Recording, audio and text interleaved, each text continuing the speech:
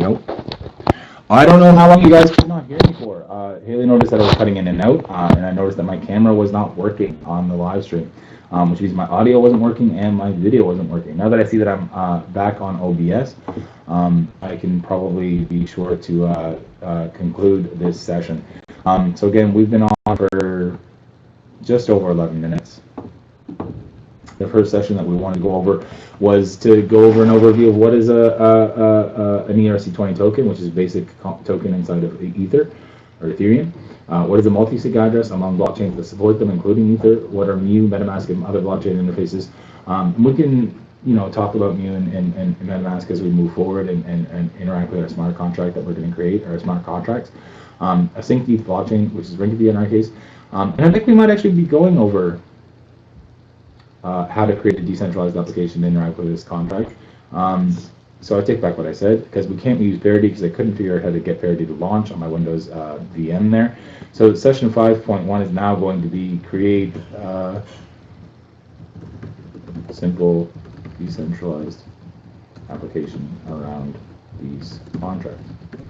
And we'll get to that in the coming days. However, for the next deliverable and learning objective, we'll be back in about 3 to 5 minutes after a short break, and we'll talk about how to find a good token contract for us to use. We'll talk about what criteria we use to select a token contract, and then we'll go ahead and deploy that in the following session.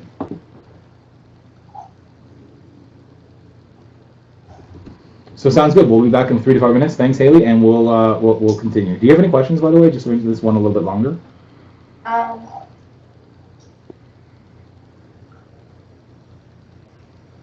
Is MetaMask run out of Truffle as well? No, it depends. So basically what we create in Truffle, we can interact with using MetaMask. So what I mean by that is, remember last session we created this decentralized application?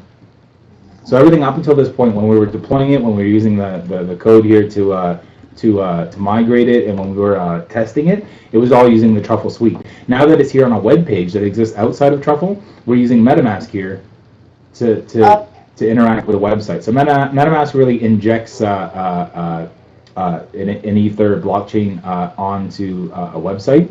And our MetaMask. The next step after. Yeah. So this is looking up stuff on the blockchain using the MetaMask interface instead of using the Truffle interface. Okay. Yeah. And this is MetaMask right here. This little button. Same thing or just intertwined? They're intertwined, but they're different. Yeah. So here's MetaMask. This little button, this little screen here, right here, with the account number and stuff. This is all MetaMask. We're using the same Ether account, but this is pulling right from MetaMask, the Ether account that's loaded. I could actually create a new Ether account, and it would update this this webpage here from our last session with the new account. But we don't need to do any of that really. It's just pulling from MetaMask at this point because it's using a web browser, and MetaMask works really well with web browsers to show you stuff that's going on the blockchain. You're learning lots today. How you been so far, and are you keeping on? Yeah, I think so. That's good.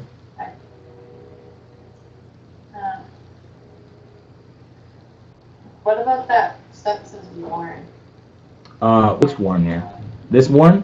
Warning is just a level of logging, so it's warning us that stuff's going on here when we run the code, which is the install Truffle. Basically, these warnings are telling us that we already have these things installed because I already installed Truffle before. So warn, you could do different kinds of logs like warn or info or debug or error. So it's not actually an error. It's not stopping us from completing what we're trying to do. It's just a warning in case it does have any issue and we need to look into it further. Okay. Yep. So like when I do console.log, that's a log, and it's like an info log. It's just for our information. So basically, if something is an info log, it doesn't mean anything. It's just there for us to read.